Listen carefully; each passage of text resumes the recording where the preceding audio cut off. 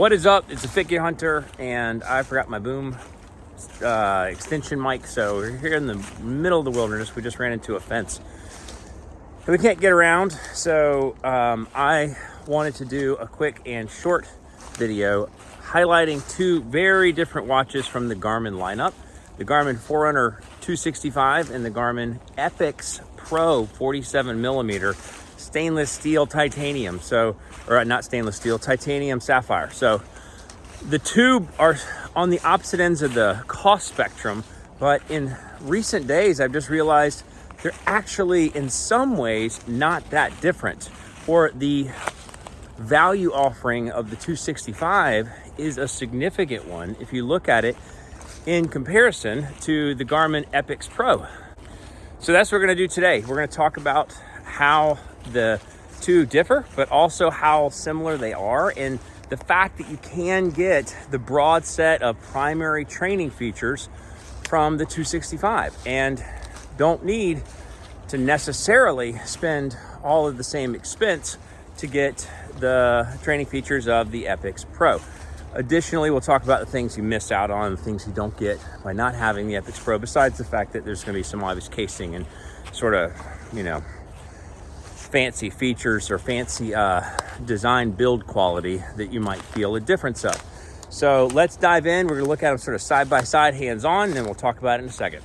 All right, so I'm about to make the most crazy comparison of all time. So between the Epix Pro 47 millimeter and the Garmin 265 Forerunner. These are on the opposite ends of the price spectrum. Obviously, you have the build quality and you have some internal component differences, and we're gonna talk about those differences. But you can just see sort of the design differences, what it looks like 265, Epix Pro. This would be the same sort of design as the Epix initial generation 2, the non-pro model. And so the comparisons would be a little bit more extensive with the Pro, or the differences might be a little bit more extensive with the Pro, but you can just see the size. This is 47 millimeters, this is 46 millimeters. So basically about the same. The most pronounced thing to me is the fact that it's the same 1.3 inch screen. It's the same. So you're getting the same screen experience on both. So you're not missing out on anything. The other thing is, from a design standpoint, is that the Epix is going to be 14.6 millimeters versus 12.9 millimeters on the 265. So you're getting like a 15% thicker watch. And if you did get the Pro model, and this is a big feature difference, you would get the new Elevate 5.0 heart rate sensor, which is more accurate for higher intensity workouts. So it is sort of a big deal there. And you get the skin temperature sensor and ECG support. Now the ECG, I feel like, that doesn't matter at all. Skin temperature, that actually is a good, indicator of sickness, and it helps with those types of things. You get quick fit system, but they're both 22 millimeters. Again, you're not losing any overall sort of feel to the watch, other than this is lighter and thinner. This is just using the quick release. This is using quick fit. So there's some differences there. But not terribly significantly. If you look at the overall user interface, it's basically the same touchscreen. You get a little bit of a different font selection. Like if you were to go to training status and you're look at the both of them, they look kind of the same. But if you're just a regular worker outer, even if you do intense workouts like I feel like I do, it's going to give you the same results. It's going to give you the same thing. Now this, I say with both of them, you need to connect it to a chest strap or an armband or some sort of external heart rate sensor, because I don't trust either. This is more accurate for sure, but I don't trust any of them, and I don't like to have to wear a device on my wrist while I'm doing the workouts. This is 40% lighter. So what's the Pro here? On some cases, it's like 20% thinner and 40% lighter. So that's kind of a big deal. Look at the, again, $450, $900 starting price, maybe $1,000.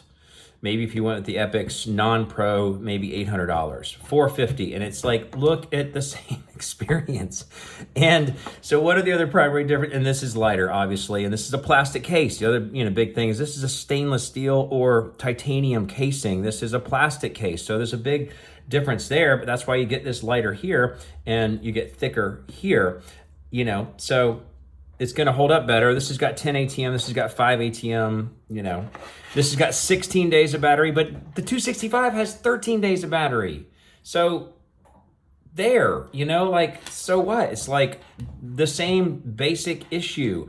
It's just crazy to me in some ways to think of like the fact that I've been wearing the 265 for a while and it feels like the same basic experience. It doesn't feel like I'm like missing out on a lot. One odd thing about the 265 that's a pro positive for me is the morning report includes your recovery time, and for some reason that's not an option on the morning report on the Epix or the Phoenix 7.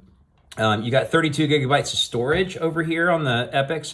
You got 8 gigabytes over here, but let's be honest, who is actually using that much storage? How many Spotify playlists are you putting on there? I don't know. I mean, you know, I don't use it. And then the significant, you know, one other significant similarity is that this has the same GPS. So you got dual band GPS on the 265. It can auto switch. I don't know if there are any nuanced differences. I haven't looked at the details, but it is the same dual band GPS capabilities on both of these watches, $450 versus $900. And then the major primary difference for those that maybe are outdoorsy people or that need mapping is that this has mapping, this has weather function mapping, this has overlay mapping, this can do golf resorts, this can do ski resorts because it has the mapping capabilities, but the primary thing is it's got the mapping capabilities, and this does not, you know, this doesn't have any mapping built into it. Of course, it's $450. So, you know, this has stamina, this has mountain biking, this has some other specialty sport profiles. This doesn't. But again, if it doesn't matter to you, if you're just like looking for a watch that covers all the training bases, all the recovery bases, the 265 does it. It does all the training bases, all the recovery bases that anybody in most senses, and I do higher level intensity training, and I am not noticing a difference in wearing these two and actually just wearing the 265 for the last 2 weeks now. It has a domed screen, so obviously the domed screen can get more scratched. This has a lip to the edge, and so it is more protected. Some of those nuances are, you know, they just are what they are, but in general, I feel like, man, there's a lot of similarity except for price. So just had to do a review, had to show sort of the differences between the two. You know, you can see there's button differences. This has got, you know, specialty, you know, altimeter, probably that's probably where it gauges the altimeter. I don't know exactly what the functions or the features are for. Same charging cable, although this the Epix ships with the USB-C versus the traditional, so the Epix ships able to charge faster. So that's nice, you know. But again, 16 days versus 13 days battery life. You know, you get the full spectrum. I just hit some button that locked it up, but it's so similar in so many ways that it is just hard not to compare them head to head, even though it seems crazy. So there you have it. That is, I'm gonna go under some trees here.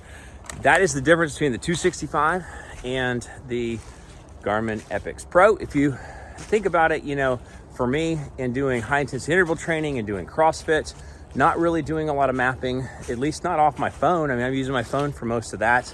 Not doing any golfing, not doing ski resorts, you know, things like that, just doing hard training. So you would want the highest level of training evaluation. You would want the highest level of recovery evaluation. But you get that in the 265, and you still get an AMOLED, you know, screen. You still get the 1.3 inches. You get a lighter screen. It's not as, you know, quite as rugged or tough looking or strong or masculine looking maybe, but you still get the training and the recovery features, which is the primary sort of fundamental things that I would want or I need with a training schedule. And so you get that. So that's what I wanted to highlight. So I've been wearing the 265 for, I guess, 2 weeks now, and not really noticing the differences, not noticing any differences between like what feature set I was getting, maybe noticing sort of a feel difference because it's a different feel to the 265, but I still like it. And in some cases, I like it better because it's more slender and yet still has about the same battery life, and then obviously all the feature sets. So that is it, the comparison. And I'm gonna promise to work on primary like things you might be wanting, like superset review, in the very near future. And Figure Hunter, thanks so much for watching.